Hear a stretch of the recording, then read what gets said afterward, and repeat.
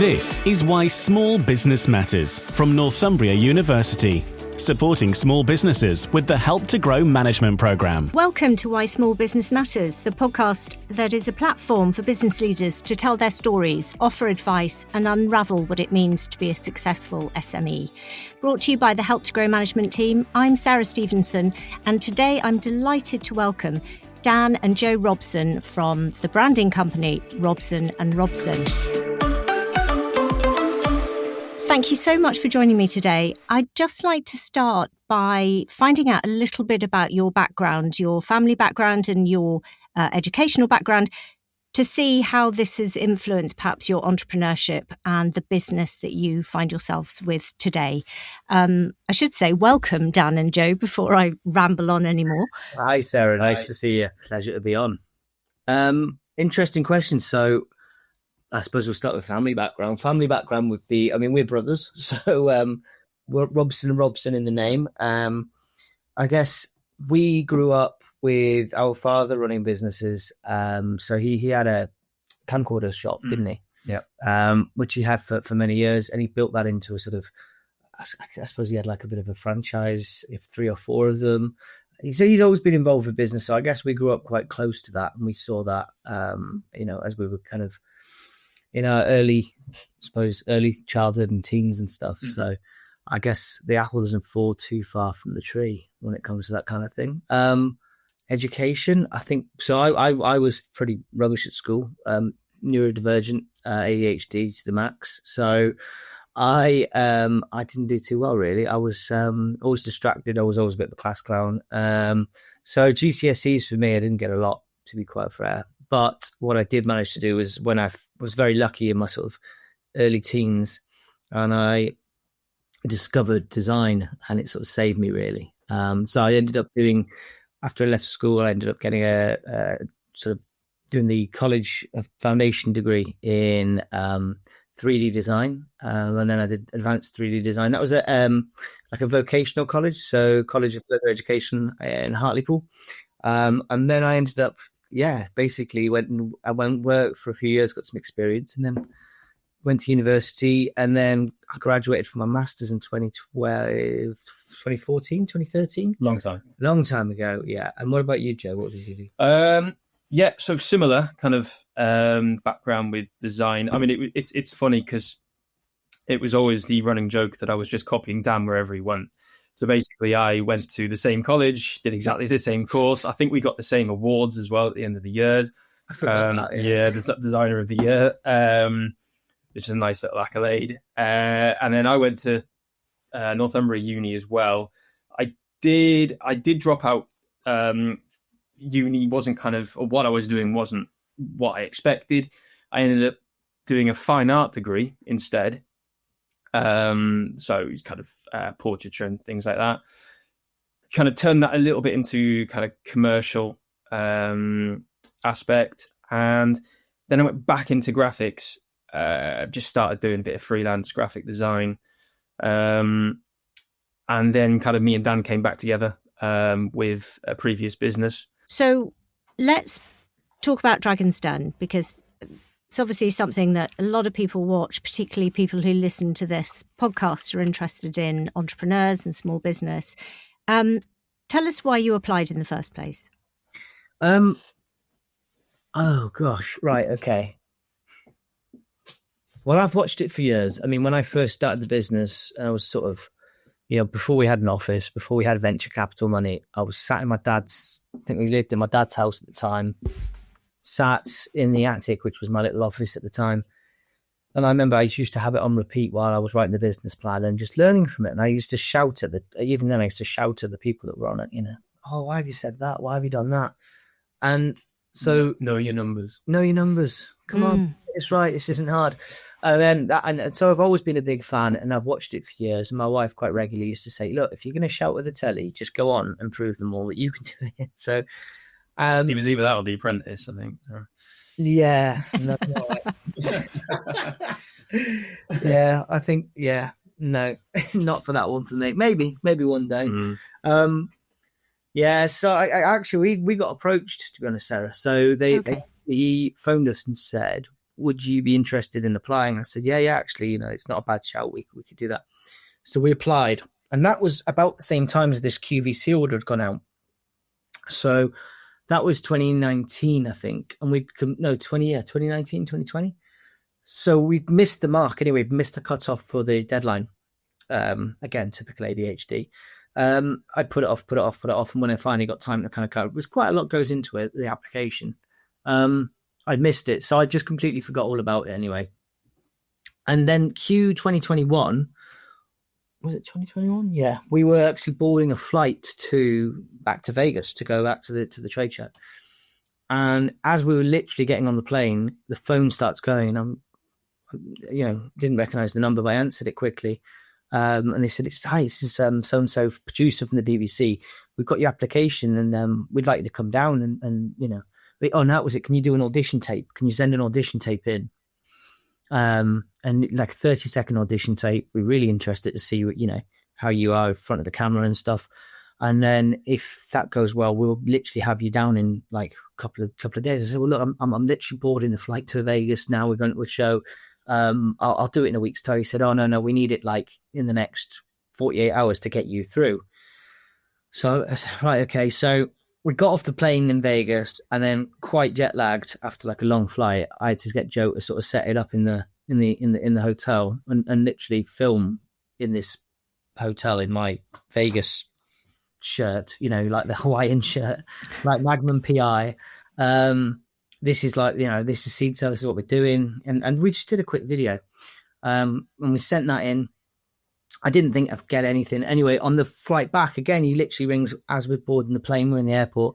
And so could you be down in Manchester in literally like, I think it was like 3 or 4 days to film. So we didn't get a lot of time between, and there's quite a lot of due diligence. Or maybe it was longer than that. Maybe it was a week. But we didn't have a lot of time from getting back from the show to literally and going into the BBC, and we had quite a lot of due diligence to sort of provide them, because the thing is with the show is that when anything you say, they need to provide backup. So when you get into the actual den, you think that you're going to be in there with just like 5 dragons and yourself. There's the 5 dragons, yourself, all of the guys filming behind the curtain. I'm giving away their trade secrets now. I am. Hey. What we're here for. Yeah. This is what people want, Joe. This is what the list.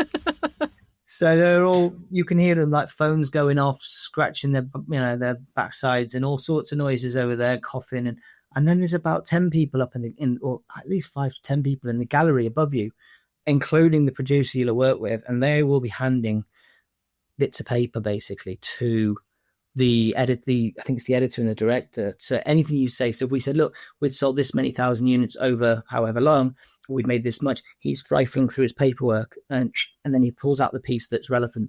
There you go. That's what Dan's just said. So that's the proof, is it, that what you're saying isn't a complete made up?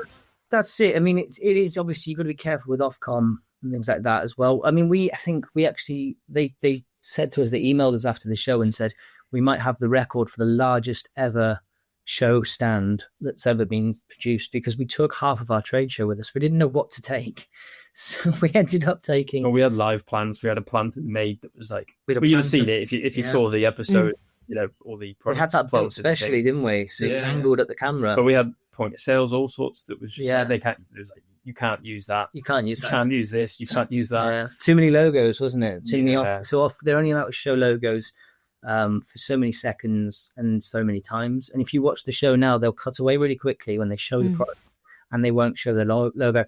That's obviously fair business practice laws and stuff like that for BBC, because it's licensed payers programs. So so it was interesting to find that out. It was an interesting experience. It's a long day. We got there 7 a.m. I think Dan was told he'd be going on around 1 o'clock-ish. Yeah. So when we did get there. So Dan went on by himself, obviously. I went down. Why not? Why didn't you go on? Why didn't you go on, Joe? I am and forever will be the person behind the computer. Even this today is totally out of my comfort zone, because I'm normally... I know you're doing well, actually. I do the trade shows. I've done trade shows with Dan for years, and I'm okay one-to-one talking. He's a natural salesman, Sarah. But but yeah, anything that's kind of in the spotlight, or Dan thrives on it a little bit more. Whereas yeah, I'm normally behind the computer. I'm perfectly happy behind the computer, staying behind there. He brings me out now and then for social events, but normally I'm. You mentioned earlier about know your numbers, and you did know your numbers, didn't you, on that, in your appearance? But what did you feel? Did you feel the flack coming from them? What was that? Yeah, like? Definitely. Well, you mentioned the numbers. It's interesting you say that. So I was at the time working with two really interesting consultants from Innovate UK. So we were accepted onto the Edge Scale Up program. So we had two guys. One was marketing and very much kind of like commercialization, and the other was an accountant. He's like the lead accountant for Innovate. And so we were just at the right time when we got accepted onto the show. They helped us with some of the financial briefings. So we'd gone through all of this stuff, together, because we had at the time quite an aggressive scale up plan ahead.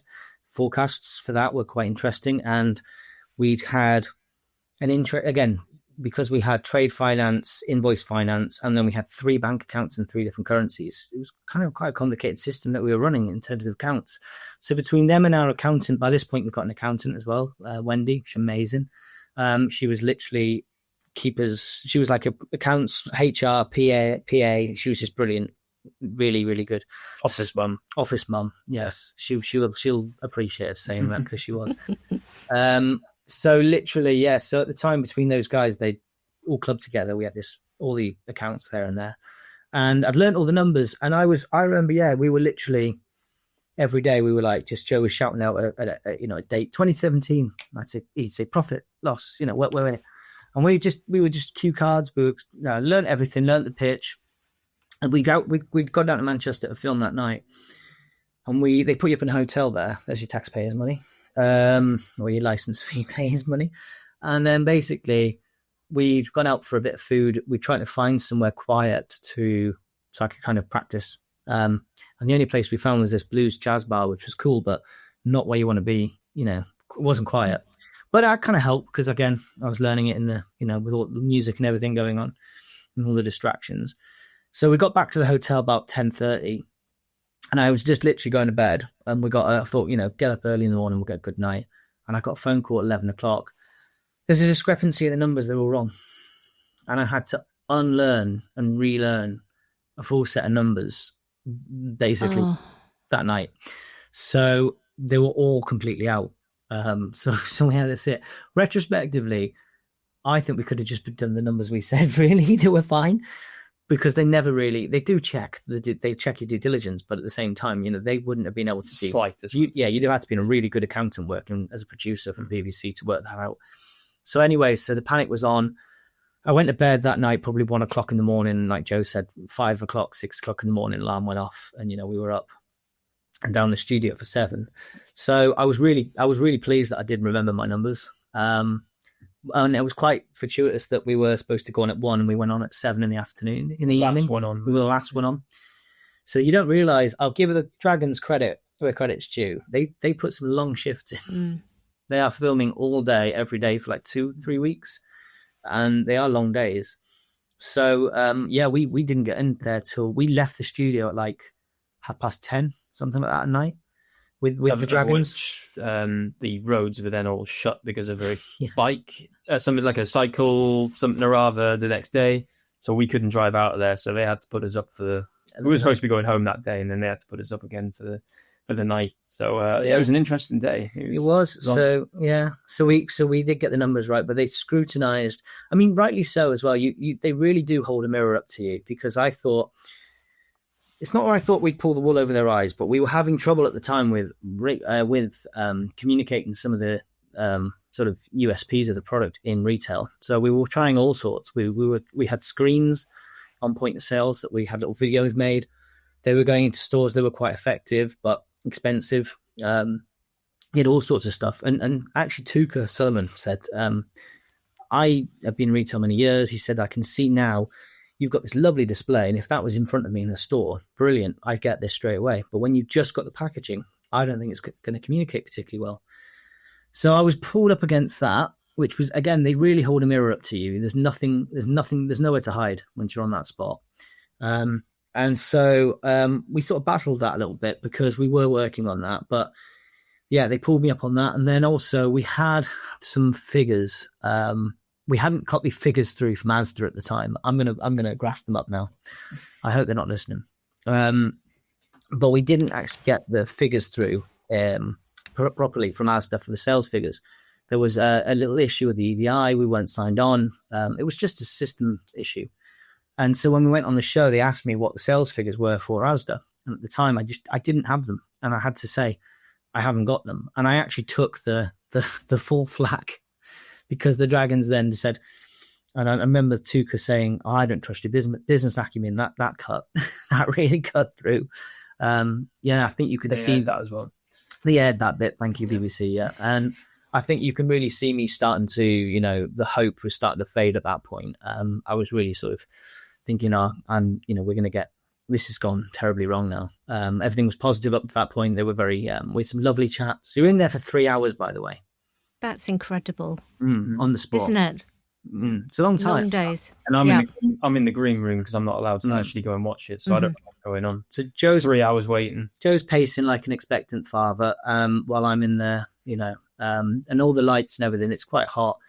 And we didn't stop. I think the only time they sort of took a couple of seconds break is when I started to sort of make my way forward. I was sort of slowly approaching Deborah Meaden. So I said I was off my mark, so they had to stop for me to go back. But yeah, they basically actually got an email the next day from Asda after it aired and said, well done. By the way, thanks for... It was one of the senior staff as well. Thanks very much, Dan, for taking that on the taking it on the nose. Mm-hmm. So in the end, we did get an offer. So Sara, who was amazing, she just totally got the idea. She was really, really understood it, and she made an offer to us. So we were looking at the time for 80,000 for 10% is what we went on for. And Sara had said, look, I want 20% of the business because I've got a few garden businesses. I want some more involvement in this, etc.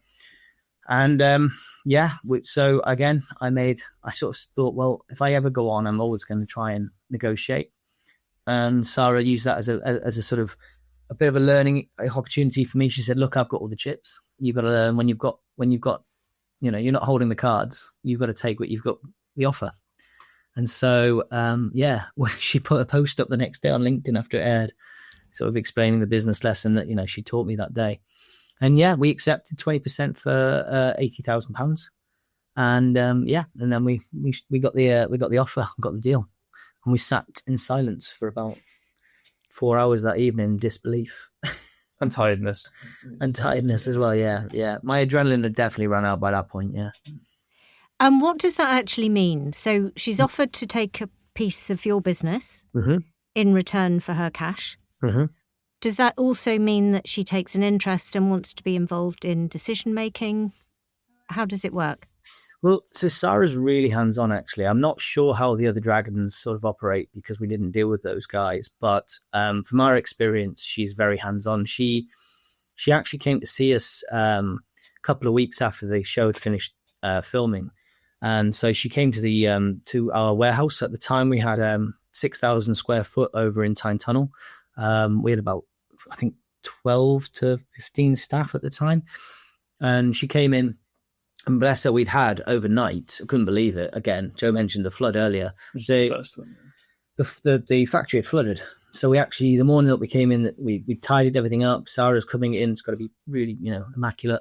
And when we got in, there was like 2 inches of water throughout the factory floor. So we had to explain, obviously. And Sara was great. She just walked straight through the flood water, not bothered. She said, I had a business flood. It doesn't matter, And she was brilliant. So, yeah, she is very hands-on in terms of experience, offering kind of advice and things like that. Very much at the same time, she trusts the entrepreneur's kind of gut instinct and their intuition as well. So it was a really good relationship that we had with Sara, and we're still in contact. We still go to Sara's one of the only Dragons that holds a retreat every year, and she pays for a hotel for you to go and stay. And she puts you up in a hotel and you do 2 days of sort of training. She brings different people that she's worked with in the past and entrepreneurs. It's fantastic. It really is. She is genuinely, she's amazing businesswoman, incredibly caring, incredibly. So yeah, we've got a great relationship with her still. But obviously we're not working with her now because of where the business is and things like that. So yeah. So just describe, so what did it feel like when you had to call time on the business? Ooh. Yeah, it was gut wrenching, but I think we'd had our time with it, and it'd come to a logical point where we no longer could sustain what we were doing. So the short version of what happened with the business was we got to about 7-figure turnover. We had 40 odd staff in this warehouse manufacturing facility that was about 6,000 square foot, and we'd managed to battle our way through Brexit and COVID. And unfortunately, the war in Ukraine was hugely affecting supplies because seeds are massively affected. But there's a big farming industry in Ukraine. So that was all the prices had gone up anyway. We were starting to get hit by inflation. Everything was made in the UK. So all of the, minimum wage and everything had gone up, and we used a lot of seasonal workers. So all of our costs were going up and up. And we'd had about 4 or 5 retailers that just rang us and said, basically, if it's not selling through straight away, if it's not FMCGs, basically underpants, shower gel, toothpaste, if it's not an everyday essential, we're just not stocking it at the moment because we don't know what the landscape's going to be in the forecast. So that was America and the UK and Europe all at the same time. And we were just at the point we'd scaled then to get to that point where we, could hit capacity to do a sort of £1 million+ a year. And it was just basically the business. Yeah, there wasn't enough cash. So unfortunately we had to tread carefully, and we just made the really difficult decision, heavy hearts, clear heads, to liquidate essentially. And we went to administration around Christmas 2023. And that was that, basically. Yeah.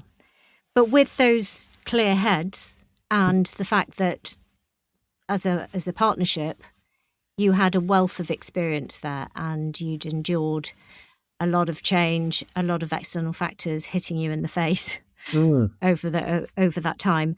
And you now have a branding agency, and you've got lots of other plans afoot. Tell me a little bit about what you do with small and medium-sized businesses in the region at the moment through the agency. What can you offer them?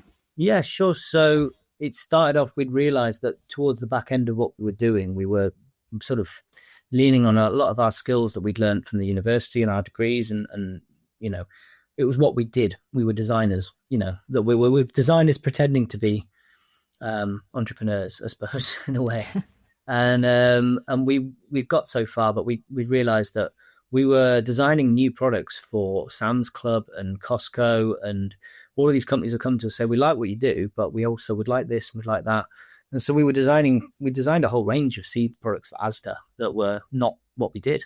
And we even, we made those, but it was a very expensive process to do that. So when we realized that was kind of where our skills lied, or maybe where that was where the sort of the value was for other people, we sort of thought, when the business went under, we sort of looked at each other and said, well, what should we do now? What's the next what's next for us? And it's either, go and find a job in industry, or can we keep this going? So we decided to sort of establish Robson Robson. So the first sort of part of last year was a lot of SMEs, and we're starting to grow now to some larger clients. But what we can offer really is essentially branding, brand identity, marketing strategy, everything that we've learned over the last 10 years, plus our skill sets, really. And for us, it's giving.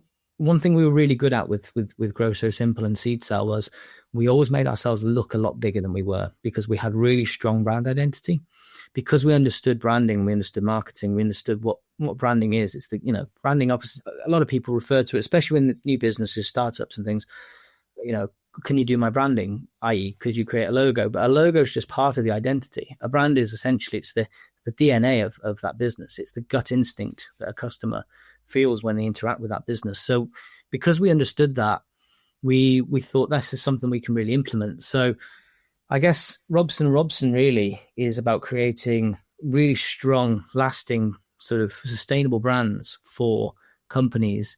And we basically kind of make sure that there's synergy throughout. So it runs the brand the brand DNA runs through the business like a stick of rock. That logo, that ID runs through that entire business like a stick of rock. And that way we're creating really interesting, lasting brands. So we've got a lovely set of clients. Joe obviously is much more involved with the identity and the logos. It's nice to work with companies that aren't just in the garden industry. Because I mean, as much as I love what we did over the last 10, 12 years, it was very what's the word? It was very, very repetitive within that industry. It was kind of a lot of the same. So moving forward now and working with, cosmetic companies, coffee companies, apparel,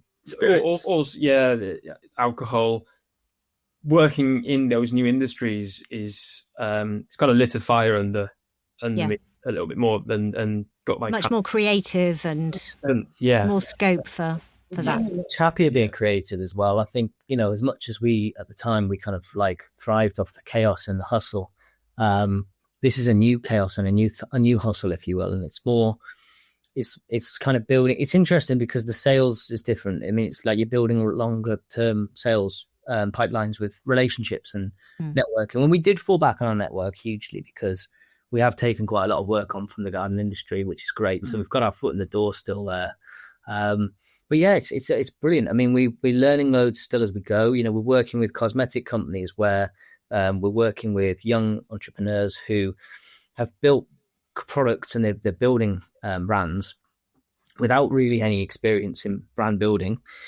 And they're going on things like TikTok platform, which to us was completely alien. And they're doing, 2, 3, 4 million turnover on TikTok platform alone. TikTok as a platform is an absolute behemoth. It's huge.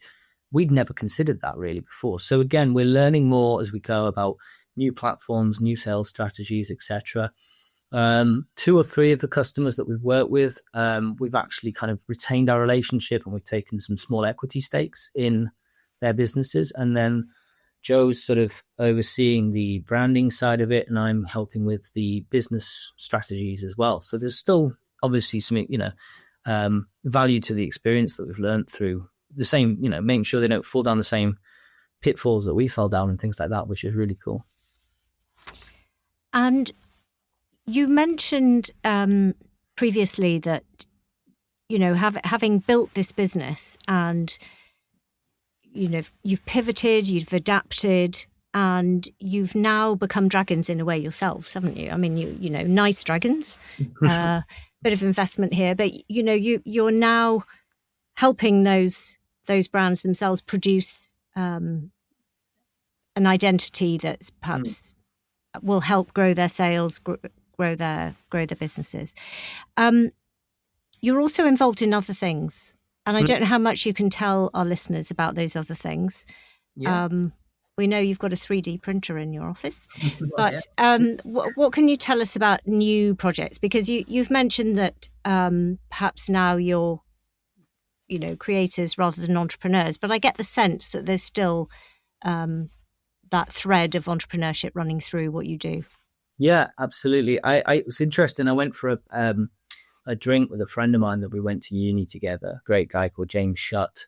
And James he started a business the same time as us, and he a consultancy.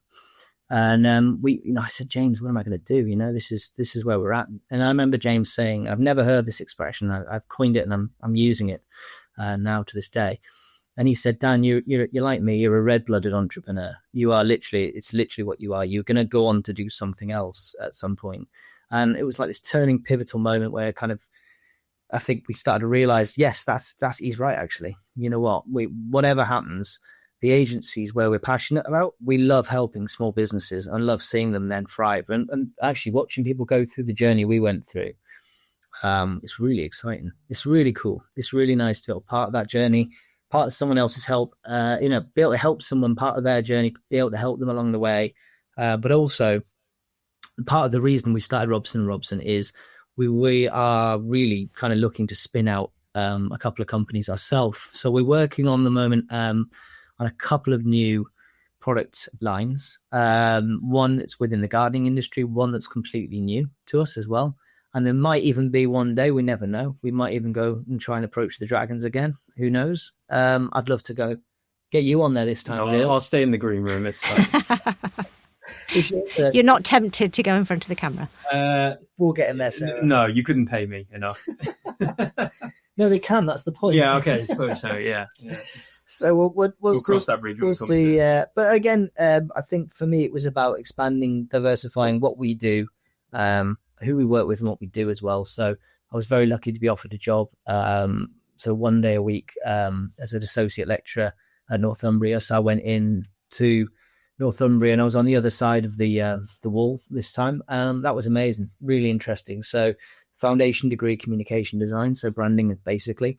And it was lovely just to kind of have like these new, fresh, I still feel like I'm 18, to be honest. So it was a bit weird when I sort of was talking to these young 18-year-olds and then caught sight of myself in the mirror and thought, God, I am getting old. And I guess it was kind of like, giving them that helping hand and trying to be that lecturer. That I had 1 or 2 lectures that changed my way of thinking. I thought, if I can do that for somebody, great.